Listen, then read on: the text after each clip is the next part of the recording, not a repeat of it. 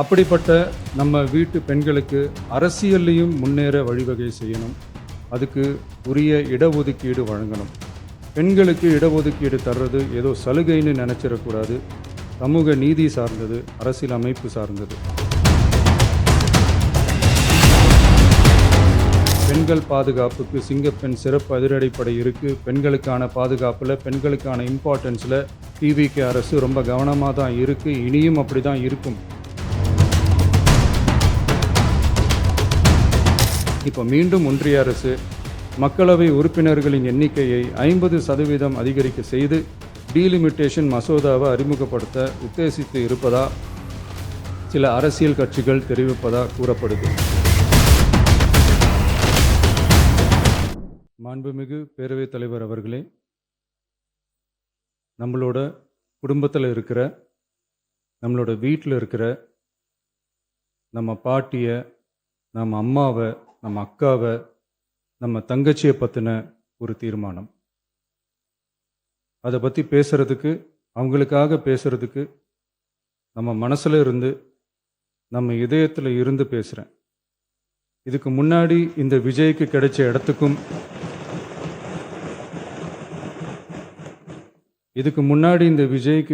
இடத்துக்கும், இன்னைக்கு இந்த விஜய்க்கு கிடைச்சிருக்கிற இடத்துக்கும் மிகப்பெரிய காரணமாக இருக்கிறதுல என்னோட பாட்டி, அம்மா, அக்கா, தங்கச்சிங்க தான் மிகப்பெரிய காரணம்ங்கிறத என்னால் மறுக்கவே முடியாது. அந்த நன்றி விசுவாசத்தோட, அப்படி ஒரு உணர்வோடு தான் இப்போ இங்கே நின்று பேசுகிறேன். பெருசாக பணம் இருந்துட்டா ஒரு வீட்டுக்கோ, பெரிய பொருளாதாரம் இருந்துட்டா ஒரு நாட்டுக்கோ பெரிய பேர் வந்துடும்னு சில பேர் நினைக்கலாம். ஆனால் உண்மையாகவே ஒரு வீட்டுக்கோ ஒரு நாட்டுக்கோ எப்போ பெரிய பேர் கிடைக்கும் தெரியுமா? அந்த வீட்டு பெண்கள் தனிப்பட்ட முறையில் சமூகத்தில் உயர்ந்தாதான் பெரிய பேர் ஒட்டுமொத்த சமூகத்துக்கே கிடைக்கும். நம்ம தமிழ்நாட்டு மண்ணில் சங்க காலத்தில் இருந்த அன்னைக்கும் சரி இன்றைக்கும் சரி மிகப்பெரிய அடையாளமாக இருக்கிற பெண் ஆளுமைகள் நிறைய பேர் இருக்காங்க. ஔவையார், காக்கை, பாடினியார்னு சங்க காலத்து ஆளுமைகள், கண்ணகி, மணிமேகலை, குண்டலகேசி, இவங்கெல்லாம் இலக்கியத்தில் நிலைச்சி நிற்கிறவங்க. ஆண்டாள், காரைக்கால் அம்மையார், இவங்கெல்லாம் ஆன்மீகத்திலையும் இலக்கியத்திலையும் உயர்ந்த இடத்துல இருக்கிறவங்க. ராணி வேலு நாச்சியார், குயிலி, அம்புஜம் அம்மாள், ருக்மணி லட்சுமிபதி அம்மாள், டாக்டர் முத்துலட்சுமி ரெட்டி அஞ்சலை அம்மாள், மக்கள் சேவகர் அஞ்சலை அம்மாள்னு நம்ம நாட்டோட விடுதலை போராட்டத்தில் கலந்துக்கிட்டவங்க. நம்ம தமிழ்நாட்டு பெண் ஆளுமைகள் நிறைய பேர் இருக்காங்க. சுதந்திர போராட்டத்தில் இருந்து சமூக நீதி போராட்டம் வரைக்கும் கலந்துக்கிட்டவங்க தான் நம்ம தமிழ்நாட்டு பெண்கள். அது மட்டுமா, கல்வி, அறிவியல், அரசியல், நீதி, நிர்வாகம், தொழில்நுட்பம்னு எல்லா டிபார்ட்மெண்ட்லேயும் இன்னைக்கு நம்ம தமிழ்நாட்டு பெண்களோட பங்களிப்பு பெருசாக இருக்குன்றத யாரும் மறுக்கவே முடியாது. அப்படிப்பட்ட நம்ம வீட்டு பெண்களுக்கு அரசியல்லையும் முன்னேற வழிவகை செய்யணும். அதுக்கு உரிய இடஒதுக்கீடு வழங்கணும். பெண்களுக்கு இடஒதுக்கீடு தர்றது ஏதோ சலுகைன்னு நினச்சிடக்கூடாது. சமூக நீதி சார்ந்தது, அரசியல் அமைப்பு சார்ந்தது. மாண்புமிகு பேரவைத் தலைவர் அவர்களே, நம்ம நாட்டோட மக்கள் தொகையில் ஏறக்குறைய பாதி பேர் பெண்கள் தான். அதனால் அனைத்து நிலைகள்லையும் பெண்களுக்கு சம அந்தஸ்து வழங்கப்படணும். அரசியலமைப்பு சட்டமும் அவங்களுக்கு சமத்துவ உரிமையை வழங்கித்தானே இருக்குது. நம்ம தமிழ்நாட்டை எடுத்துக்கிட்டாலும் ஆண்களை விட பெண்கள் தான் அதிகம். ஓட்டு சதவீதத்தில் கூட அவங்க தான் அதிகம். ஆனால் அவங்களுக்கான அரசியல் இடம்னு பார்த்தா 2021 சட்டசபையில் 12 பெண்கள் இருந்தாங்க. இப்போது இந்த 2026 சட்டசபையில் 23 பெண்கள் இருக்கிறாங்க.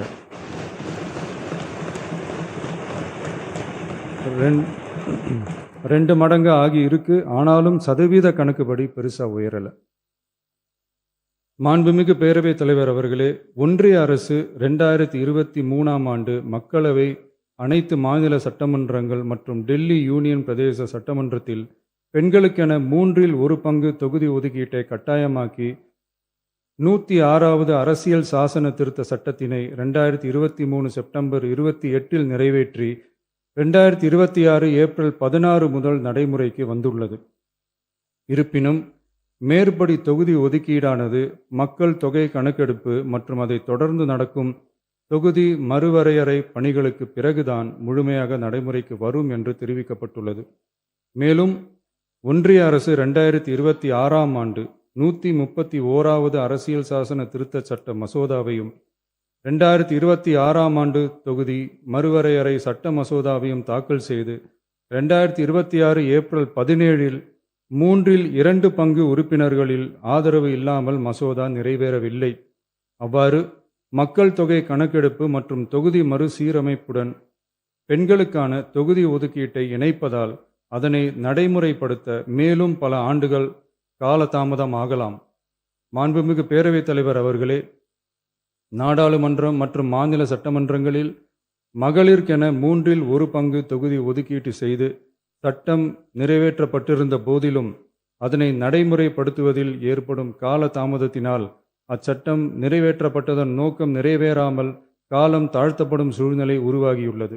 இது பெண்களின் அரசியல் உரிமையை மறுக்கும் செயலாகும். எனவே மகளிருக்கான தொகுதி ஒதுக்கீட்டை மக்கள் தொகை கணக்கெடுப்பு மற்றும் தொகுதி மறுவரையுடன் இணைத்து அதனை ஒத்திவைக்கக்கூடாது. மேற்படி தொகுதி ஒதுக்கீட்டை விரைந்து நடைமுறைப்படுத்துவதற்கு உரிய நடவடிக்கைகள் எடுக்கப்பட வேண்டும் என தமிழ்நாடு அரசு ஒன்றிய அரசை வலியுறுத்துகிறது. மாண்புமிகு பேரவைத் தலைவர் அவர்களே, நம்ம டிவிகே அரசு பெண்களுக்கான அரசியல் அதிகாரம் வழங்குறதுல முன்னோடி மாநில அரசாதான் இருக்கு. 4 பெண் அமைச்சர்கள் இருக்கிறாங்க.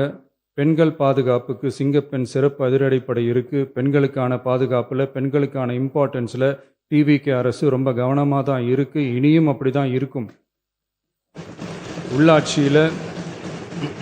உள்ளாட்சியில் பெண்களுக்கு 50% இடஒதுக்கீடு கொடுத்ததும் இன்னைக்கு ஆயிரக்கணக்கான பெண்கள் மக்கள் பிரதிநிதிகளாக மாறி இருக்காங்க. அவங்களோட தலைமை பண்பும் ப்ரூவ் ஆகி இருக்கு. அதே மாதிரி பெண்களோட வெற்றியை சட்டமன்றத்திலையும் பார்லிமெண்ட்லையும் எக்ஸ்டெண்ட் பண்ண வேண்டிய நேரம் வந்துருச்சு. மாண்புமிகு பேரவைத் தலைவர் அவர்களே, இன்று இந்த பேரவையின் வாயிலாக பெண்களுக்கான 33% இடஒதுக்கீட்டை இனியும் தாமதிக்காமல் நடைமுறைப்படுத்த வேண்டும் என்று ஒன்றிய அரசை வலியுறுத்துகிறோம். இது பெண்களுக்கான சலுகை இல்லை, இது அவர்களுடைய ஜனநாயக உரிமை. இது ஒருவருக்கான வெற்றி அல்ல, இது இந்திய ஜனநாயகத்தின் வெற்றி. ஒரு பெண் அதிகாரம் பெறும்போது ஒரு குடும்பம் உயர்கிறது. ஆயிரக்கணக்கான பெண்கள் அதிகாரம் பெறும்போது ஒரு நாடே உயர்கிறது. மக்கள் தொகை கணக்கெடுப்பு மற்றும் தொகுதி மறுசீரமைப்புடன் பெண்களுக்கான தொகுதி ஒதுக்கீட்டை இணைப்பதால் ஏற்படும் காலதாமதத்தின் காரணமாக பெண்களுக்கான தொகுதி ஒதுக்கீட்டை ஒத்திவைக்க கூடாது என்றும் அதை விரைவாக அமல்படுத்த தகுந்த அரசியலமைப்பு மற்றும் சட்டப்பூர்வ நடவடிக்கைகள் எடுக்கப்பட வேண்டும் என்றும் தமிழ்நாடு அரசு ஒன்றிய அரசை வலியுறுத்துகிறது.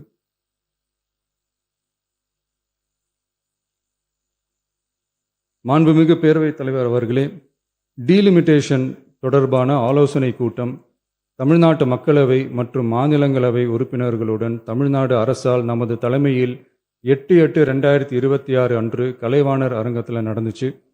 அந்த கூட்டத்தில் தமிழ்நாட்டை சேர்ந்த அனைத்து மக்களவை மற்றும் மாநிலங்களவை உறுப்பினர்களுக்கும் அழைப்பு விடுக்கப்பட்டு இந்திய தேசிய காங்கிரஸ் கட்சியின் 11 உறுப்பினர்களும், விடுதலை சிறுத்தைகள் கட்சியின் 2 உறுப்பினர்களும், இந்திய கம்யூனிஸ்ட் கட்சியின் 2 உறுப்பினர்களும், மார்க்சிஸ்ட் கம்யூனிஸ்ட் கட்சியின் 2 உறுப்பினர்களும், இந்திய யூனியன் முஸ்லீம் லீக் கட்சியின் உறுப்பினரும் மற்றும் மறுமலர்ச்சி திராவிட முன்னேற்ற கழகத்தின் உறுப்பினரும் என 6 கட்சிகளை சேர்ந்த உறுப்பினர்கள் பங்கேற்றாங்க. இந்த கூட்டத்தில் டீலிமிட்டேஷன் தொடர்பாக விரிவாக ஆலோசிக்கப்பட்டுச்சு.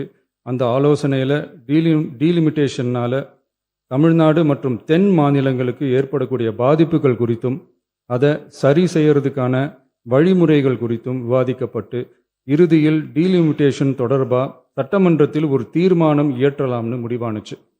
மாண்புமிகு பேரவைத் தலைவர் அவர்களே, இந்தியாவில் 1952ஆம் ஆண்டு முதல் பொது தேர்தல் நடத்தப்பட்டது. அது தொடர்ந்து ஒவ்வொரு 10 ஆண்டுகளுக்கு ஒரு முறை நடத்தப்படுற சென்சஸ் டீட்டெயில்ஸ் படி மக்களவை மற்றும் சட்டப்பேரவை தொகுதிகளின் எண்ணிக்கையை மறுசீரமைப்பு செஞ்சு 1976 வரை தேர்தல்கள் நடத்தப்பட்டது. இந்த நிலையில் 1976ஆம் ஆண்டு 42வது அரசியலமைப்பு சட்ட திருத்தப்படி மக்கள் தொகையை சிறப்பாக கட்டுப்படுத்தும் மாநிலங்களுக்கு டீலிமிட்டேஷன் காரணமாக மக்களவை உறுப்பினர் எண்ணிக்கையில் எந்தவித பாதிப்பும் ஏற்படக்கூடாது என்பதற்காக அடுத்த 25 வருஷத்துக்கு 1971ஆம் ஆண்டு சென்சஸ் படி பாராளுமன்ற உறுப்பினர்களின் எண்ணிக்கை வைக்கப்படும்னு சட்டம் இயற்றப்பட்டது. அதை தொடர்ந்து அதே நிலையை முன்னிறுத்தி 84வது மற்றும் 87வது அரசியலமைப்பு சட்ட திருத்தம் 1971 சென்சஸ் படி மக்களவை தொகுதிகள் நிலைநிறுத்தப்பட்டன. இந்த திருத்தங்களோட நோக்கமே மக்கள் தொகை கட்டுப்பாட்டை செயல்படுத்திய மாநிலங்களின் உரிமைகளை பாதுகாக்கிறது தான்.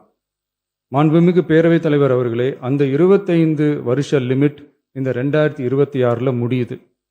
இதை முன்னிட்டு கடந்த 50 வருஷமாக இருந்து வந்த டீலிமிட்டேஷன் தடையை அகற்றி 2011 சென்சஸ் அடிப்படையில் மக்களவை மற்றும் சட்டப்பேரவை தொகுதிகளின் எண்ணிக்கையை நிர்ணயிக்க நாடாளுமன்றத்தில் ஒரு மசோதா ஏப்ரல் 2026 அறிமுகப்படுத்தப்பட்டு அந்த மசோதா தோல்வியில் முடிஞ்சது.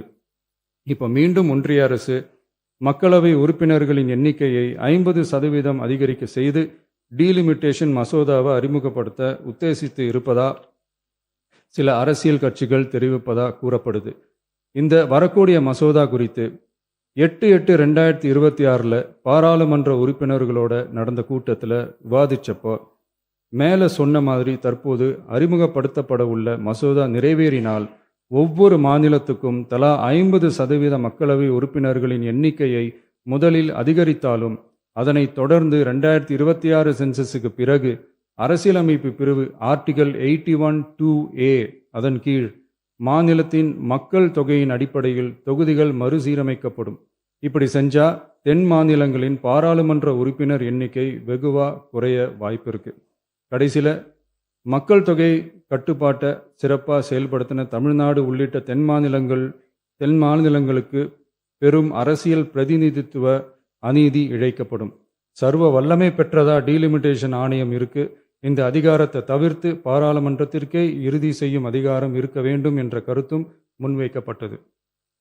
மாண்புமிகு பேரவைத் தலைவர் அவர்களே, தமிழ்நாட்டு உள்ளிட்ட தென் மாநிலங்கள் மக்கள் தொகை கட்டுப்பாட்டு திட்டங்களை சிறப்பாக செயல்படுத்தி பொருளாதார முன்னேற்றம் பெற்று வரும் நிலையில் கடந்த 50 ஆண்டுகளாக நடைமுறையில் உள்ள மக்களவை மற்றும் சட்டப்பேரவை தொகுதிகளின் எண்ணிக்கையை அப்படியே நிலைநிறுத்த வேண்டிய கட்டாய தேவை உள்ளது. எனவே தற்போதுள்ள மக்களவை உறுப்பினர்களின் எண்ணிக்கையான 543 என்ற அளவிலேயே நிரந்தரமாக வைப்பதற்கும் மாநிலங்களுக்கு இடையேயான எண்ணிக்கை பகிர்வை நிரந்தரமாக வைக்கவும், மேலும் தற்போது மக்களவை மற்றும் மாநிலங்களவையோட விகிதம் 2.2:1 என்ற அளவிலேயே நிலைநிறுத்த வேண்டும். அதற்கு தேவையான மற்றும் உரிய சட்ட திருத்தங்கள் பாராளுமன்றத்தில் கொண்டு வர வேண்டும் என்ற கருத்தை ஒருமனதா தீர்மானிக்கப்பட்டுச்சு.